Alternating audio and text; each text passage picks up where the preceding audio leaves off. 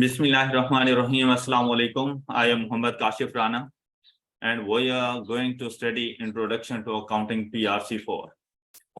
आज के लेक्चर में हम लोग डिस्कस करने जा रहे हैं इंट्रोडक्शन टू बिजनेस। अकाउंटिंग के सीखने से पहले आप लोगों को बिजनेस का पता होना चाहिए कि बिजनेस क्या है। बिजनेस के लिए एक ऑर्गेनाइजेशन को एस्टेब्लिश किया जाता है। सबसे पहले एक ऑर्गेनाइजेशन का होना जरूरी होता है। Organisation basically group of individuals होता है कि कुछ लोग मिलते हैं और वो किसी एक काम के करने का इरादा करते हैं कि हम लोगों ने इस स्पेसिफिक पर्पस के लिए हम लोग इकट्ठे हो रहे हैं। अपने पर्पस को डिफाइन कर लेते हैं कि हम इस पर्पस के लिए इकट्ठे हो रहे हैं। वो पर्पस कुछ भी हो सकता है। बात हो रही है अभी ऑर्गेनाइजेशन की, तो ऑर्गेनाइजेशन में पर्पस कुछ भी हमारे पास हो सकते हैं, लेकिन बात सिर्फ इतनी है कि पर्पस कॉमन होना चाहिए। ये ना हो कि 5 पीपल्स का एक ग्रुप तो हमारे पास मौजूद हो, लेकिन उन 5 पीपल्स के अपने अपने इंडिविजुअल पर्पसेस हो, तो फिर इसको ऑर्गेनाइजेशन नहीं कहा जाता। लेकिन अगर वो 5 पीपल्स इकट्ठे होकर किसी एक पर्पस के लिए काम करते हैं, तो उन 5 पीपल्स के ग्रुप्स को हम लोग ऑर्गेनाइजेशन कहते हैं। वो उनके पास जो ग्रुप मौजूद होता है उसके पर्पसेस डिफरेंट हो सकते हैं। हर ग्रुप के पर्पसेस डिफरेंट हो सकते हैं। एक ग्रुप एस्टैब्लिश किया गया और उन्होंने कहा कि हम लोग गरीब बच्चों को एजुकेट करेंगे। एक ग्रुप इकट्ठा हुआ, उन्होंने कहा हम लोग गरीब बच्चों को खाना खिलाएंगे। एक ग्रुप इकट्ठा हुआ, उन्होंने कहा कि हम लोग मिलकर स्टडी करेंगे और एक ही सब्जेक्ट उन्होंने डिफाइन कर दिया। अब सबका पर्पस स्टडी करने का एक ही था कि हम लोगों ने इस सब्जेक्ट को पास करना है। एक ग्रुप इकट्ठा हुआ और उन्होंने कहा कि हम लोग ट्रेडिंग करेंगे, मतलब हम लोग बिजनेस करेंगे, हम लोग कारोबार करेंगे और उस कारोबार से हम लोग प्रॉफिट अर्न करेंगे। इस किस्म के डिफरेंट पर्पसेस हो सकते हैं। बात चलती है पर्पस से कि पर्पस क्या है। हमारे पास जो वैसे मल्टीपल पर्पसेस हो सकते हैं, लेकिन उनके जो ऑब्जेक्टिव्स होते हैं ना, वो सिर्फ 2 हैं हमारे पास, कि या तो वो प्रॉफिट को अर्न कर रहे होंगे या नहीं कर रहे होंगे। कि या तो उनका जो पर्पस होगा वो टू अर्न प्रॉफिट होगा, या फिर उनका जो पर्पस होगा वो सोशल वेलफेयर होगा। तो सोशल वेलफेयर में कभी भी प्रॉफिट को अर्न नहीं किया जाता। तो हम लोगों ने उनके पर्पस को देखकर ये डिफाइन करना है कि ऑर्गेनाइजेशन कौन सी है। तो ऑर्गेनाइजेशंस की हमारे पास 2 टाइप्स मौजूद होती हैं। एक हमारे पास आती है बिजनेस ऑर्गेनाइजेशन और दूसरी हमारे पास आती रहती है नॉन बिजनेस ऑर्गेनाइजेशन।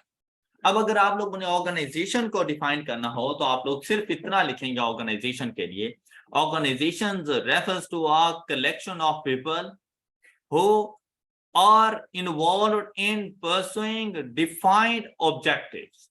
अब यहां पर यह बात हम लोगों ने बता दी कि उनके जो ऑब्जेक्टिव्स हैं वो डिफाइन हैं, या फिर आप इसको एक्सप्लेन कर सकते हैं, डिफाइन कर सकते हैं। An organisation is a group of individuals who come together to pursue a common set of goals and objectives। तो ये ऑर्गेनाइजेशन है। फिर ऑर्गेनाइजेशंस की टाइप्स की बात करनी है आप लोगों ने। ऑर्गेनाइजेशन की 2 टाइप्स हमारे पास मौजूद होती हैं, non business organisation and business organisation. Depend करते हैं उनके पर्पस के ऊपर। इन शॉर्ट अगर मैं आपसे कहूं तो ऐसी ऑर्गेनाइजेशन, ऐसे ग्रुप ऑफ इंडिविजुअल जिनका पर्पस प्रॉफिट सीकिंग हो, प्रॉफिट को अर्न करना हो, ऐसी ऑर्गेनाइजेशन को हम लोग बिजनेस ऑर्गेनाइजेशन कहते हैं। और ऐसा ग्रुप ऑफ इंडिविजुअल्स जो अपनी एक्टिविटीज परफॉर्म कर रहे हों लेकिन उनका पर्पस प्रॉफिट को अर्न करना ना हो, ऐसी ऑर्गेनाइजेशन को हम लोग नॉन बिजनेस ऑर्गेनाइजेशन कहते रहते हैं। इन शॉर्ट आप लोगों ने बिल्कुल ऐसे ही इसको एक्सप्लेन करना है। अब अगर इनकी डेफिनेशंस की तरफ जाएं प्रॉपर, तो यहां पर देखिए नॉन बिजनेस ऑर्गेनाइजेशन क्या हो सकती है हमारे पास। और non business organisation does not have profit as a goal, such as charity और hospital exist to meet various social needs. It is also known as, और नॉन बिजनेस ऑर्गेनाइजेशंस को हम लोग नॉट फॉर प्रॉफिट ऑर्गेनाइजेशंस भी कहते रहते हैं, NPO, not for profit organisation. फिर नेक्स्ट टाइप हमारे पास आ रही थी बिजनेस ऑर्गेनाइजेशन की। अब बिजनेस ऑर्गेनाइजेशंस और इंटरप्राइजिंग एंटिटी ये बिजनेस को ही कहा जाता है इंटरप्राइजिंग एंटिटी।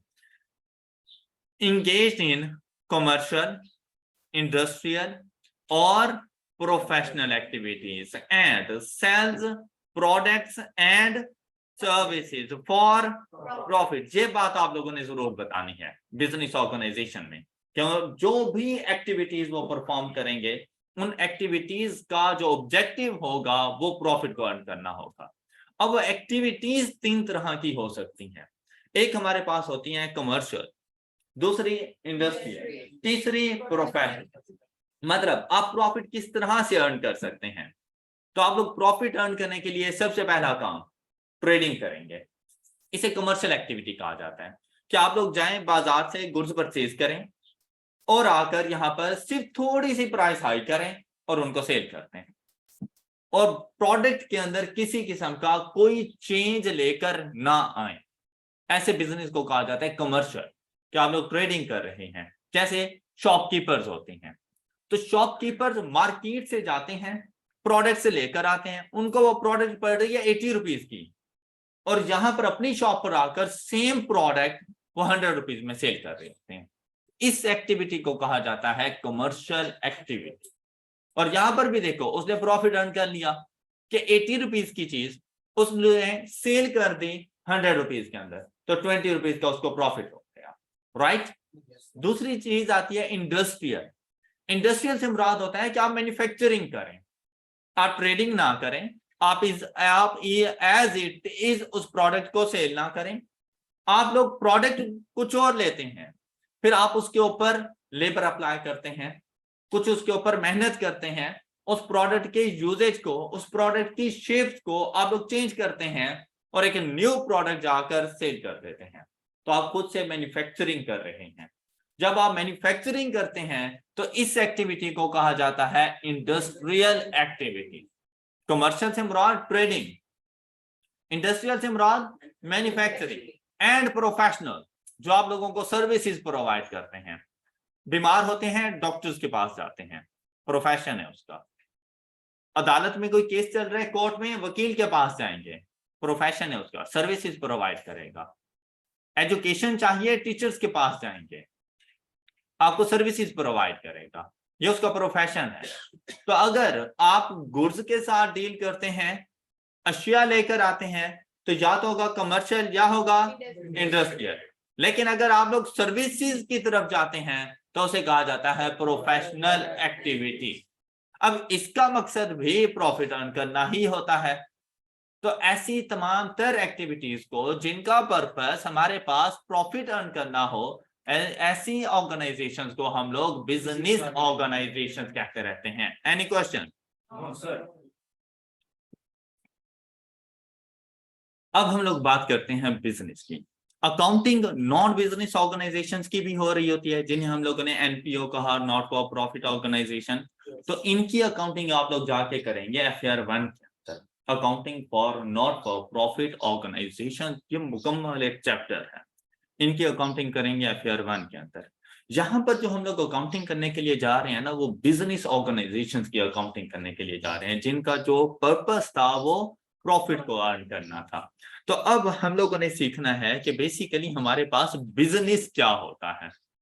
तो जब भी आपके माइंड में बिजनेस आता है तो बिजनेस से क्या मुराद होता है? सबसे पहली चीज आप किसी से कहना कि यार मैंने बिजनेस करना है, उसे ये बात समझ आ गई है कि आप कुछ अर्न करना चाहते हैं, आप कुछ अर्न करना चाह रहे हैं। उसका अगला क्वेश्चन होगा बिजनेस क्या करना है, बिजनेस क्या करना है, क्या सोच रहे हो तुम। तो तुम उसे बताओगे कि तुम कौन सी एक्टिविटी करना चाह रहे हो, कि क्या तुम किसी प्रोफेशन में इन्वॉल्व होना चाह रहे हो, क्या तुम ट्रेडिंग कमर्शियल एक्टिविटीज में इन्वॉल्व होना चाह रहे हो, या तुम इंडस्ट्री की तरफ जाना चाह रहे हो कि मैन्युफैक्चरर बनना चाह रहे हो। तो बिजनेस की ये 3 किस्म की नेचर्स होती हैं कि या तो आप ट्रेडिंग कर सकते हैं, या मैन्युफैक्चरिंग, या फिर सर्विस प्रोवाइडर बन सकते हैं आप लोग, इन 3 किस्म के। तो जब भी बिजनेस की बात आती है आपने इन तीनों में से किसी को सिलेक्ट करना होता है कि या तो आप sale and purchase of goods करेंगे या फिर आप सर्विसेज प्रोवाइड करेंगे। तो business refers to all those activities which are related to production. अब प्रोडक्शन का ताल्लुक मैन्युफैक्चरिंग से है। और परचेज ऑफ गुड्स, परचेज का ताल्लुक कमर्शियल एक्टिविटीज ट्रेडिंग से है कि या तो आप गुड्स को परचेज करके सेल कर दो या गुड्स की प्रोडक्शन करके सेल कर दो या फिर सर्विसेज प्रोवाइड करो। तो सर्विसेज ना तो परचेज होती रहती हैं ना प्रोड्यूस्ड होती हैं। तो ये प्रोडक्शन एंड परचेजेस ये सिर्फ गुड्स से रेलिवेंट था। अब यहाँ पे उसकी एक बात खत्म, फिर कहता है या फिर सर्विसेज, और इनका ऑब्जेक्टिव आपके पास क्या होगा, to sell them at a profit. Profit कब आएगा हमें कि मैंने एक पेन परचेज किया 50 रुपए का, 40 रुपए में सेल कर दूं, प्रॉफिट ही प्रॉफिट। तो प्रॉफिट कब आएगा हमारे पास कि हमें लॉस हो गया बेसिकली, कितने का, 40 का लॉस हुआ, 10 रुपीज का लॉस हुआ कि मैंने 50 में सेल किया, मैंने 50 में परचेज किया, 40 में सेल किया, तो 10 का लॉस हो गया मुझे। अगर मैं बिजनेस करना चाहूं, 50 रुपए का पेन लिया, 50 रुपए में ही सेल कर दिया, मैं कहूं कि मैं बिजनेस कर रहा हूं? नहीं, ये कोई बिजनेस नहीं है, ये नॉन बिजनेस ऑर्गेनाइजेशन है। अच्छा, नॉन बिजनेस ऑर्गेनाइजेशन आपको कभी इस बात की इजाजत नहीं देता कि आप अपना लॉस करें। नॉन बिजनेस ऑर्गेनाइजेशन ये कहता है कि आपकी एक्टिविटीज फॉर प्रॉफिट्स ना हो, लेकिन वो ये नहीं कहता कि फिर आप अपना लॉस करें। ये एक नॉन बिजनेस ऑर्गेनाइजेशन होगी कि हम लोग जितने की चीज परचेज करते हैं उतने में उसको सेल कर देते हैं। ये नॉन बिजनेस ऑर्गेनाइजेशन है कि हम किसी किस्म का कोई प्रॉफिट अर्न नहीं कर रहे। लेकिन जब बिजनेस की बात आती रहती है तो ये अंडरस्टूड है कि जो चीज मुझे 50 रुपए की मिली है मैं वो 80 में सेल करूंगा, मैं वो 60 में सेल करूं, मैं वो 70 में सेल करूं, मुझ पे डिपेंड करता है। अच्छा, यहां पर ना कोई हराम हलाल कुछ नहीं है। आप जब अपनी प्राइसेस को डिफाइन कर देते हो ना कि भाई ये 80 रुपीज का है, आपने पहले ही बता दिया कि ये 80 रुपीज का है, कस्टमर पे डिपेंड करता है वो परचेज करे या ना करे। इस्लाम ने कहीं पर ये नहीं लिखा कि आपने प्रॉफिट 20% रखना है, आपने प्रॉफिट 30%। हाँ, ये अलग बात है कि बहुत ज्यादा प्रॉफिट अर्न करने से मना किया गया है कि एक रीजनेबल हो, लेकिन अगर 50 की चीज 80 में सेल करके मैं 30 का प्रॉफिट अर्न कर रहा हूं तो वो 30 मेरे लिए हलाल ही है, राइट? तो जी अब कस्टमर पे डिपेंड करता है कि भैया आपको महंगी लग रही है आप ना खरीदें, आप कहीं और से जाके खरीद लें। अब यहां पर देखें तो आपसे फर्स्ट बिजनेस की डेफिनेशन ऐसी ही की गई कि आपने बिजनेस में वो तमाम तरह एक्टिविटीज लेकर आनी है जिनमें गुड्स की परचेज या प्रोडक्शन शामिल हो और सर्विसेज शामिल हो, और ऑब्जेक्टिव क्या हो आपके पास, प्रॉफिट को अर्न कर। नेक्स्ट इसकी डेफिनेशन देखें, business includes all the commercial and industrial activities. अब यहां पर आके वो इनको एक्सप्लेन कर रहा है कि आपकी कमर्शियल एंड इंडस्ट्रियल एक्टिविटीज हैं तो दैट प्रोवाइड गुड्स। अब यहां पर आ रहे हैं कि कमर्शियल एंड इंडस्ट्रियल एक्टिविटीज जो कि गुड्स प्रोवाइड करें and services to the people with the objective to earn profit. तो आप लोग सिर्फ अपने अल्फाज को चेंज कर सकते हैं, अपने वर्ड्स सेंटेंस को चेंज कर सकते हैं, लेकिन बेसिकली उन तमाम का जो ऑब्जेक्टिव होता है ना, एक ही बात करना होता है। ऊपर उसने ऑल दोज एक्टिविटीज की बात करती related to production and purchase of goods and services. नीचे आकर उसने ये बता दिया कि भाई आपके पास वो एक्टिविटीज कौन कौन सी हैं, तो उसने कहा commercial and industrial activities that involve goods and services to earn profit. Alright, तो ये आपके पास बिजनेस की डेफिनेशन हो गई। आई होप कि आप सब बच्चों को समझ आ चुकी होगी। नेक्स्ट चलते हैं टाइप्स ऑफ बिजनेसेस। तो ये टाइप्स ऑफ बिजनेसेस आपके लिए अब कोई न्यू चीज नहीं है, ये इसी को ही हम लोग डिस्कस कर रहे थे, टाइप्स ऑफ बिजनेसेस को ही। आपके पास जो बिजनेसेस होते हैं वो 3 किस्म के हैं, trading business, manufacturing business and service based businesses. इन तमाम में जो डिस्टिंग्विश करेंगे हम लोग इनको, तो सिर्फ इस बात पर कि जो ट्रेडिंग बिजनेस होता है ना, इसमें गुड्स की सेल एंड परचेज शामिल है, उसके अलावा आपकी कोई और एफर्ट नहीं है। मतलब जो शॉपकीपर्स होते हैं ये ट्रेडर्स होते हैं, ये ट्रेडिंग कर रहे होते हैं। कि इन्होंने जिस हाल में गुड्स को परचेज किया उसी हाल में उन गुड्स को आगे कस्टमर्स को सेल कर देते हैं। सिर्फ पर किस चीज का आता है, अपना प्रॉफिट मार्जिन हैं, बस इसके अलावा और कोई डिफरेंस नहीं आता इसमें। तो ट्रेडिंग बिजनेस से होता है हमारे पास purchase and sale of goods without changing the shape and design of the product. I hope के आपको ट्रेडिंग बिजनेस समझ आ गया। इससे ज्यादा एक्सप्लेनेशन आपको लिए जरूरी नहीं है।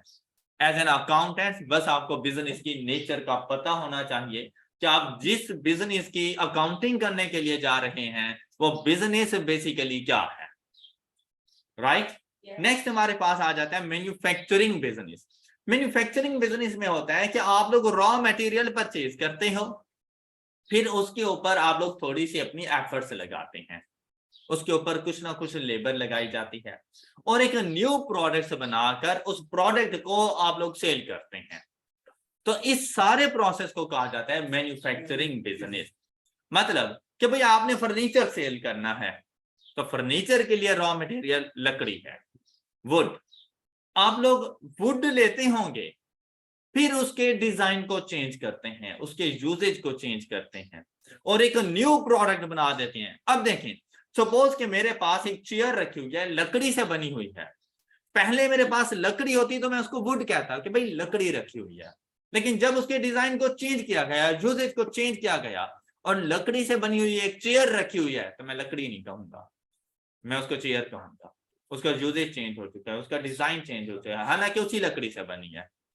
तो जिसने उसको बनाया है वो बेसिकली मैन्युफैक्चरर है, वो मैन्युफैक्चरिंग कर रहा है, वो wood as it is sell नहीं कर रहा। अगर ऐसा कर रहा होता तो फिर वो ट्रेडर होता। ऑलराइट, ये बात समझ आ गई आप लोगों को। इसी तरह से देखिए, ये जो पंखे लगे हुए हैं, आप इलेक्ट्रॉनिक्स की शॉप पर जाकर पंखा परचेज करते हैं तो वो ट्रेडिंग कर रहा है। क्या उसने कंपनी से पंखा ही लिया था और वो पंखा एज इट इज वो आपको उठा कर दे रहा है, वो ट्रेडिंग कर रहा है।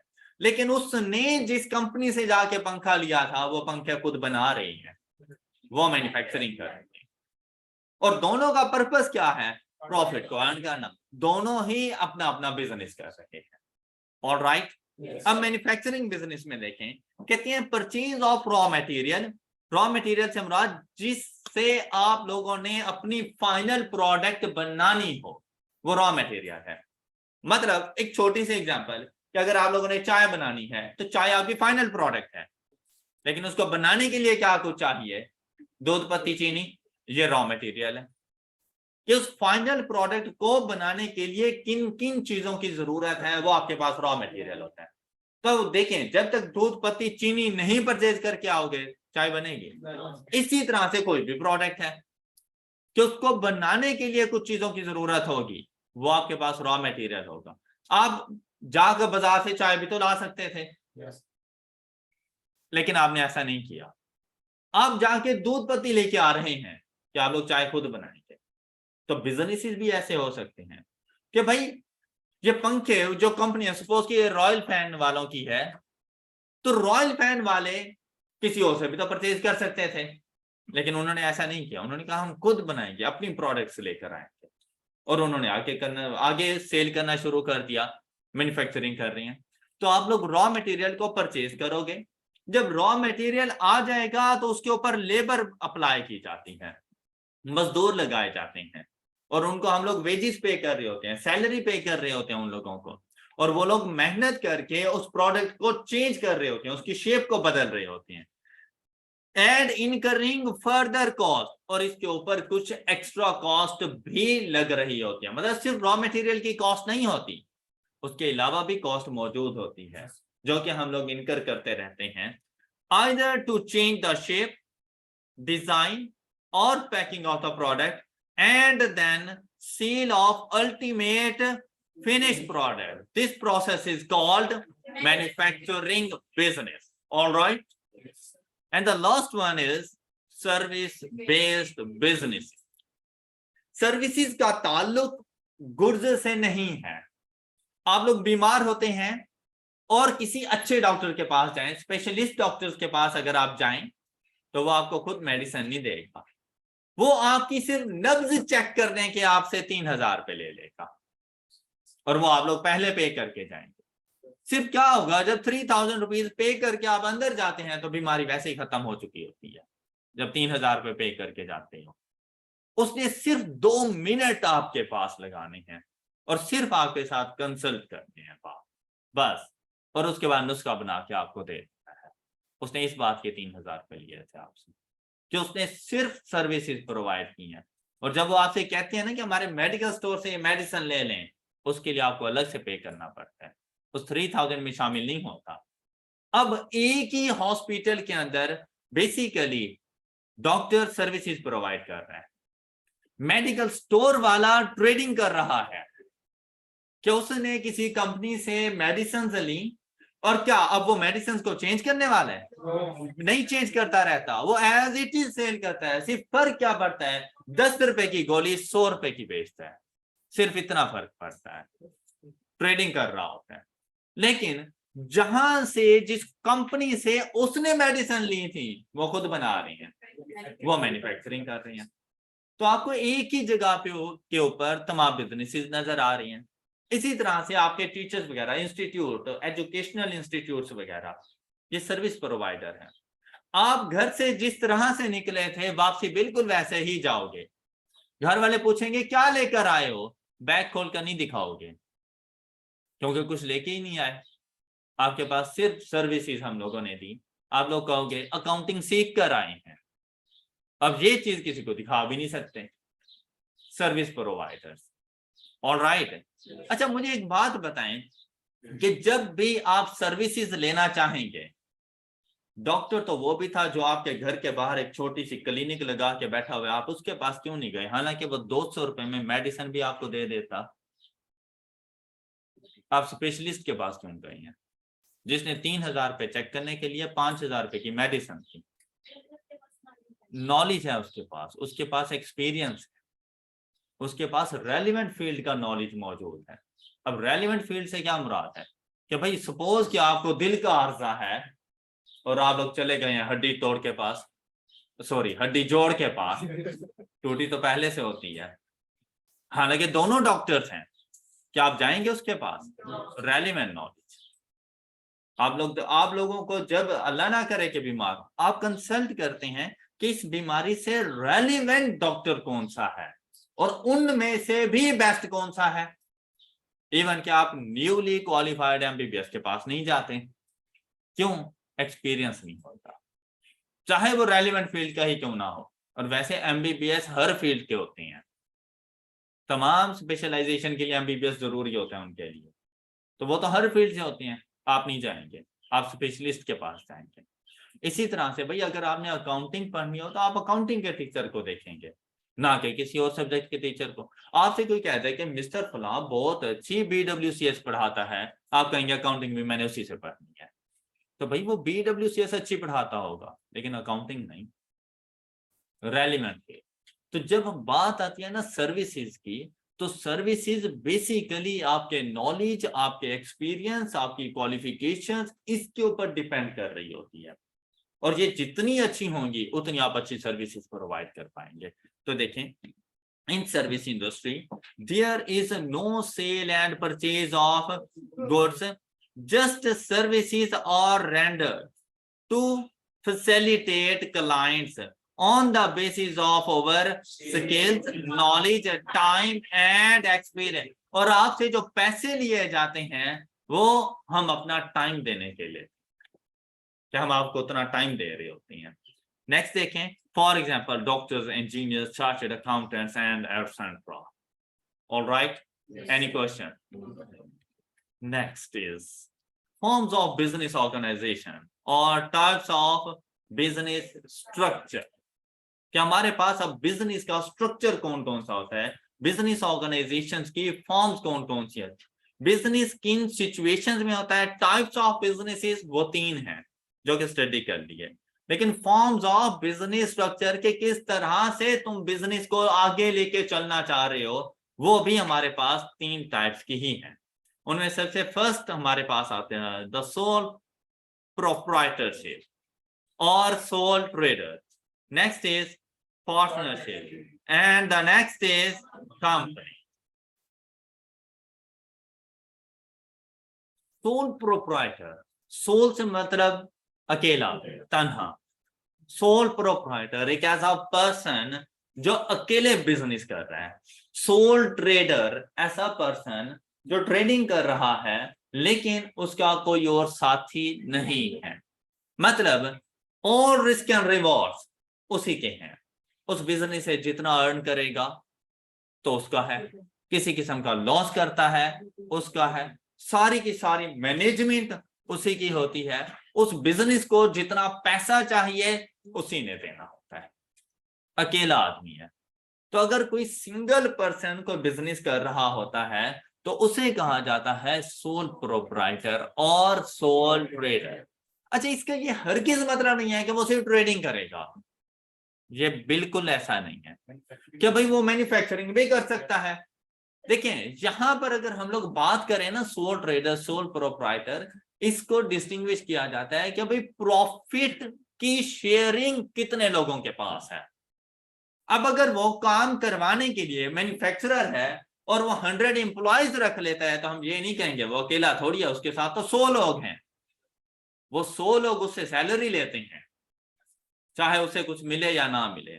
लेकिन जो बिजनेस का प्रॉफिट आता है ना, वो प्रॉफिट वो अपने पास रखता है। वो अपना प्रॉफिट नहीं जाके डिस्ट्रीब्यूट करता। तो उसके साथ अगर वर्कर्स मौजूद हों तो वो वर्कर्स उसके आगे सोल ट्रेडरशिप के टाइटल को खत्म नहीं कर सकते। वर्कर्स कुछ भी हो सकते हैं। इवन के जो शॉपकीपर्स होते हैं ना, मोस्टली ये सोल ट्रेडर होते हैं, उनकी अपनी शॉप होती है, लेकिन उन्होंने अपनी हेल्प के लिए 2-3 लोगों को रखा होता है। तो हम क्या कहें कि ये सोल ट्रेडर नहीं है? वो तो उसके मुलाजिम हैं, वो एम्प्लॉइज हैं उसके।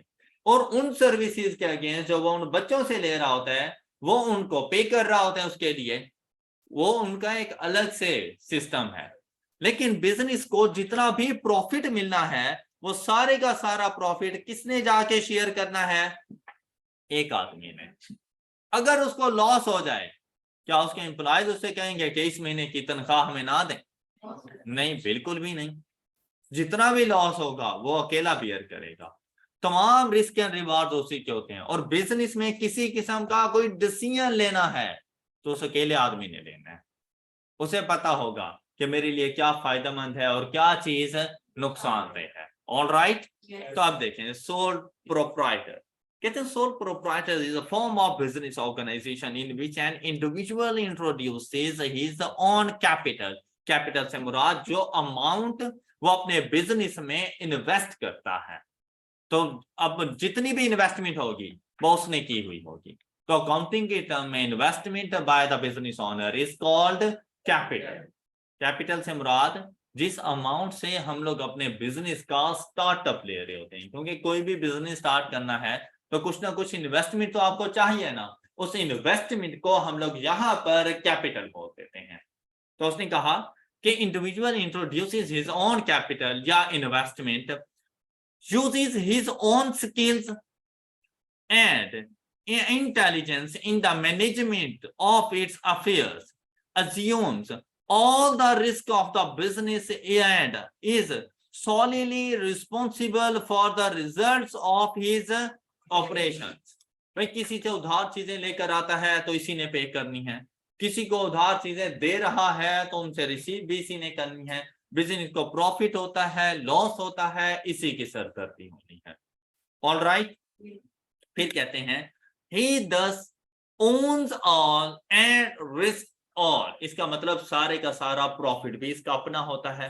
अब चाहे हमें लाख रुपए का प्रॉफिट हो जाए इसी का है, हमें 10 लाख का लॉस हो जाए तब भी इसी ने बियर करना है, कोई और इसके साथ खड़ा नहीं होने वाला। All right, next for example कहते हैं कि अगर आपके पास कोई बेकरी है, हार्डवेयर स्टोर है, बार्बर शॉप है, ब्यूटी पार्लर्स वगैरह मौजूद हैं, तो यहाँ पर ये सारे लोग मोस्टली आप लोगों को सोल ट्रेडर नजर आएंगे। क्लियर है ये बात? एक और डेफिनेशन कहते हैं it is a type of business in which single person invest the capital in the business and takes all the risk and rewards of the business himself. तो आपने इसको कह देना है सोल प्रोप्राइटर और सोल ट्रेडर। Any question? अब sole proprietor sole trader के ऊपर ना थोड़ी सी रिस्ट्रिक्शंस लग जाती हैं। आपने सुना होगा कि जितना गुड़ डालोगे उतना मीठा होता है, ऐसे ही है। तो एक अकेले आदमी के पास तो इतना पैसा होता ही नहीं है। देखिए भाई, अगर आप लोग लाख रुपए इन्वेस्ट करते हैं और आपको उसके ऊपर हो जाता है 10% का बेनिफिट, तो 10,000 रुपए का बेनिफिट, ऐसे ही है। लाख रुपए के ऊपर 10,000 रुपए का बेनिफिट। लेकिन अगर 10 लाख इन्वेस्ट करते हैं तो फिर चाहे वही 10% ही क्यों ना हो, लेकिन 1 लाख रुपए का बेनिफिट है। ऐसे ही है ना, इन्वेस्टमेंट के ऊपर डिपेंड करता है। तो इस वजह से एक अकेले आदमी कितनी इन्वेस्टमेंट कर लेगा, कितना पैसा मिला लेगा, तो वो क्या करता है, अपने साथ किसी और को शामिल कर देता है। उसे कहता है कि यार तुम नया बिजनेस ना स्टार्ट करो, तुम मेरे बिजनेस में मेरे पार्टनर बन जाओ और तुम अपनी इन्वेस्टमेंट मेरे बिजनेस में कर दो, तो हम मिलकर काम करेंगे। अब पहले वो अकेला काम कर रहा था, अफेयर्स ऑफ द मैनेजमेंट उस अकेले ने संभाले हुए थे। तो एक आदमी मैक्सिमम कितनी रिस्पॉन्सिबिलिटीज ले लेगा, कितनी उसमें एक्सपीरियंस, कितनी उसमें क्वालिफिकेशन, कितनी स्किल्स आ जाएंगी एक आदमी के अंदर। लेकिन जब दो मिलते हैं तो दोनों की डिफरेंट डिफरेंट स्किल्स होती हैं, तो दोनों मिलकर बहुत अच्छा परफॉर्म कर सकते हैं। इसी तरह से वो एक टीम बना लेते हैं। तो पार्टनरशिप में यह होता रहता है कि आप लोग डिफरेंट पर्सन को इकट्ठा करें, डिफरेंट डिफरेंट स्किल्स के लोगों को इकट्ठा करें और मिलकर किसी बिजनेस को लेकर चलें। तब आप लोग ज्यादा ग्रोमिंग करेंगे, तब आपका प्रॉफिट वो 10% वाला प्रॉफिट नहीं रहेगा, तब वो प्रॉफिट 20% पे चला जाएगा। आपको रिटर्न और ज्यादा मिलेंगे, क्योंकि अब आपको पता है कि ये मेरा एरिया है जिसके ऊपर मैंने काम करना है, तो आप अपना बेस्ट देंगे। आप पहले इतना बेस्ट नहीं दे पा रहे थे क्योंकि आपने बाकी एरियाज के ऊपर भी काम करना होता था। अब जब आपको पता है कि आपके पास ज्वाइनिंग हैंड्स हैं, आपके साथ आपकी टीम खड़ी हुई है, अब आप लोग ज्यादा अच्छे से परफॉर्म करेंगे, तो और ज्यादा इन्वेस्ट भी कर सकते हैं। अब आपके पास चांसेस ऑफ लॉसेस कम से कम हो जाते हैं कि आप लॉस नहीं करने वाले। अब यहाँ पे देखें, पार्टनरशिप एक्ट डिफाइंस पार्टनरशिप। अब इसके लिए हमारे पास एक मुकम्मल एक एक्ट मौजूद है जो कि आप लोग यहाँ पे नहीं पढ़ेंगे, लेकिन हमारे लॉ में लिखा हुआ है कि पार्टनरशिप की डेफिनेशन क्या है। तो उन्होंने कहा कि partnership is the relation between persons who have agreed to share the profits of the business. अब इकट्ठे होने, जब बिजनेस की बात कर रहे हैं, इकट्ठे होने का मकसद ही, अब मैं किसी से ये थोड़ी कहूंगा कि भाई साहब आप आए मेरे बिजनेस में इन्वेस्ट करें, लेकिन प्रॉफिट की बात ना करना मुझसे, वो मेरा ही है। ऐसा नहीं है। वो कहेगा भाई मैं क्यों इन्वेस्ट करूं, मैं कहूंगा कि भाई जो प्रॉफिट हम अर्न कर रहे हैं, हमारा प्रॉफिट ज्यादा हो जाएगा आपकी इन्वेस्टमेंट से, तो हम प्रॉफिट भी शेयर कर लेंगे। अब इसे आप देखिए, प्रॉफिट में शेयरिंग तो पार्टनरशिप। लेकिन अगर मैं इनको इंप्लॉयज लेकर आता और इनसे कहता कि भाई मैं हर महीने आपको 50,000 देता रहूंगा, मैं सोल प्रोपराइटर ही। क्लियर? अच्छा जी, देखें, कैरीड ऑन बाय ऑल। अब वो जो बिजनेस है वो सारे मिलकर भी उसको चला सकते हैं। लेकिन मैंने किसी में इन्वेस्टमेंट की किसी बिजनेस में, और मैंने उसे कहा कि यार मैं तो एक टीचर हूं, मुझे बिजनेस का आइडिया नहीं है, हाँ मैं पैसा दे सकता हूं, बिजनेस तुम लोग खुद रन करो। तो ये भी हो सकता है कि जरूरी नहीं कि आपने इन्वेस्टमेंट कर दी तो आप वहां पे काम भी करो, ये जरूरी नहीं है। सिर्फ आप इन्वेस्टमेंट करके भी प्रॉफिट में शेयरिंग ले सकते हैं। कैरीड ऑन बाय ऑल और any of them acting for all, या हम अपने तमाम पार्टनर्स में से किसी एक को चूज करें और उनसे कहें कि आप लोग इस बिजनेस को संभालो और हम लोग सुकून से बैठ जाएं। ऐसा भी हो सकता है। ऑलराइट, इसे कहा जाता है पार्टनरशिप।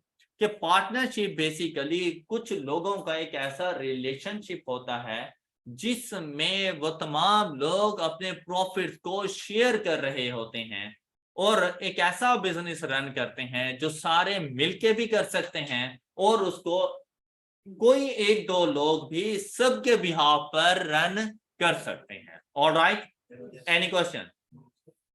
कहते हैं persons who have entered into partnership with one another are called individually partners. वो जो persons होते हैं ना, हम उनको partners कहते रहते हैं individually. लेकिन जब हम बात करते हैं कलेक्टिव की, तो कलेक्टिवली हम उनको कहते हैं कि ये हमारी एक फर्म है। जैसे कि आपको चार्टर्ड अकाउंटेंसी में बताया गया होगा कि कैफ के लेवल को क्लियर करने के बाद आपने फर्म में जाकर ट्रेनिंग करनी है। तो वो फर्म बेसिकली 3-4 चार्टर्ड अकाउंटेंट्स ने मिलकर बनाई हुई होती है। तो वो फर्म हम लोग इसलिए कह रहे होते हैं कि वो उस फर्म के पार्टनर्स होते हैं, और उन पार्टनर्स को जब हम इकट्ठा करते हैं तो हम लोग फर्म बोल देते हैं, जहां पर जाकर आप लोगों ने काम करने हैं। And the name under which their business is carried on is called firm name. और उसका कोई ना कोई नेम रख दिया जाता है, उस बिजनेस का कोई ना कोई नाम रख देते हैं, और उसके अंदर सारे मिलकर काम कर रहे होते हैं। आप लोगों के लिए बस इतना ही जान लेना बहुत जरूरी है कि पार्टनरशिप के अंदर एक से ज्यादा, मतलब 2 या 2 से ज्यादा, लेकिन 20 से कम, मैक्सिमम जो आपके नंबर ऑफ पार्टनर्स हो सकते हैं ना, वो 20 हो सकती हैं। 20 तक ये आपकी पार्टनरशिप चलती है, लेकिन अगर 20 से ज्यादा हो जाए तो पार्टनरशिप खत्म हो जाती है और वो बन जाती है हमारे पास कंपनी। तब आपका वो जो टाइटल होगा ना, वो पार्टनरशिप वाला नहीं रहता, तब आपके पास वो टाइटल कंपनी वाला आ जाता है। क्लियर? और इसमें जितने भी बिजनेस के पार्टनर्स होते हैं, तमाम लोग अपने प्रॉफिट्स को शेयर कर रहे होते हैं, और ये इसका हरगिज ये मतलब नहीं है कि सारे इक्वली शेयर करते हैं। कि हमारे पास 100 रुपए का प्रॉफिट हुआ, 100% प्रॉफिट हुआ, और 5 पार्टनर्स थे, और हर कोई 20-20 रुपीज लेकर जाएगा, जबकि उनमें से 2 बिजनेस को रन भी कर रहे थे, इन्वेस्टमेंट भी की हुई थी, और 3 सो रहे थे इन्वेस्टमेंट करने के बाद। तो ऐसा नहीं है। तो यहाँ पर प्रॉफिट शेयरिंग रेशियोज चेंज हो जाती हैं कि भाई जो लोग यहाँ पर बिजनेस में काम कर रहे थे उनको 30-30 रुपए दो, और जो बाकी 40 रुपए बच जाते हैं वो बाकियों में तकसीम करो। ऐसा हो सकता है। तो इसके लिए, और ये भी जरूरी नहीं है पार्टनरशिप के अंदर कि तमाम पार्टनर्स की इन्वेस्टमेंट सेम हो, ये जरूरी नहीं है। कोई लाख रुपए करता है, लाख रुपए के हिसाब से प्रॉफिट लेगा, और कोई 5 लाख रुपए करता है तो 5 लाख रुपए के हिसाब से प्रॉफिट लेगा। तो यहाँ पर भी प्रॉफिट रेशियो सेम नहीं हो सकती। Alright, any question? अब कंपनी के लिए सिर्फ इतना जान लेना जरूरी है कि अगर नंबर ऑफ पार्टनर्स 20 से ज्यादा हो जाएं तो हम उसको कंपनी कहते रहते हैं। और company basically artificial judicial person है, मतलब जिस तरह से हमारी अपनी आइडेंटिटी है कि हमारा अपना नाम है, हम अपने नाम के ऊपर चीजें खरीद सकते हैं, बेच सकते हैं, प्रॉपर्टी अपने नाम पे ट्रांसफर करवा सकते हैं, कोर्ट में अगर किसी किस्म का कोई केस होता है तो हम जाके फाइट कर सकते हैं, हमारे अगेंस्ट भी हो सकता है, हम भी किसी के ऊपर केस कर सकते हैं।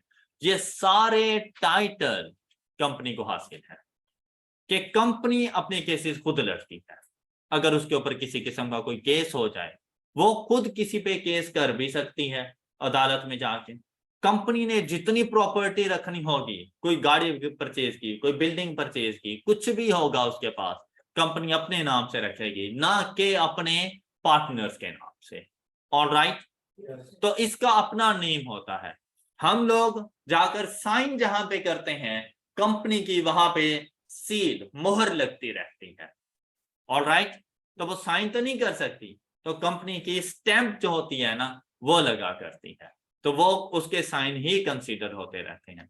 तो a company is an artificial judicial person having its own name and on seal stamp.